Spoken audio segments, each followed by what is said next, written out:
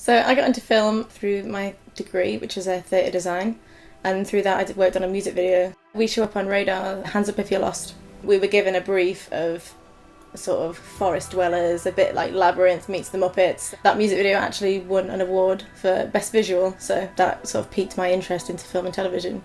I just kind of developed it from there, tried to get loads of film jobs, loads of experience, and I love the film Lord of the Rings. That was one of the things that made me really want to work on it because I have so much behind the scenes footage. So I ended up watching all of that, seeing how hard each department works to make it look amazing. I knew I wanted to work in film, whether it was costume or design or anything arty really. So I was attracted to working on Songbird because of the fantasy element of it. I think it gives you more design freedom. So the most challenging aspects I think is going to be the linking of the two worlds, the reality versus the fantasy. I like the idea of linking them both together, but I also think that's going to be the most exciting because you're sort of planting a seed of the journey before it happens. And I think getting to know Jen's character through her apartment is really important, and you kind of figuring out the kind of person that she is. We like the idea that she's maybe made some things herself, like maybe she's hand painted a guitar and hung it up, or she's made a record into a record table. Things that she would make but not necessarily show off to other people. So the idea that it is her zone and she's got her own little things, she wouldn't bring many people in there to see her sort of quirks.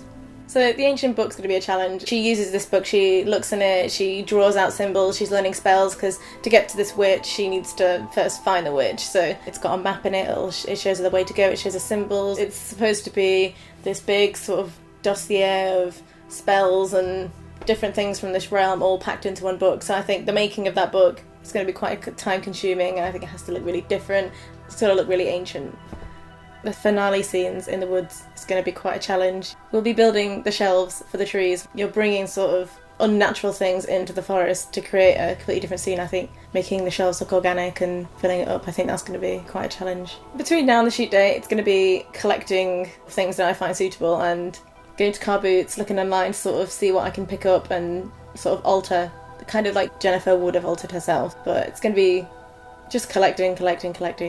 I always try and make sure that I'm happy with the project, so if it means putting more hours in to get something finished, I will do that because I want to be happy with what's on screen. We want to make the best film that we can, so the more money you get, the more adventurous we can be. Yeah, I think this film has loads of potential. There's so much we can do with it, and I think it's one of those things where £100 will go a long way in a film like this in terms of props or set dressing or finding the best location. It is a case of every little helps.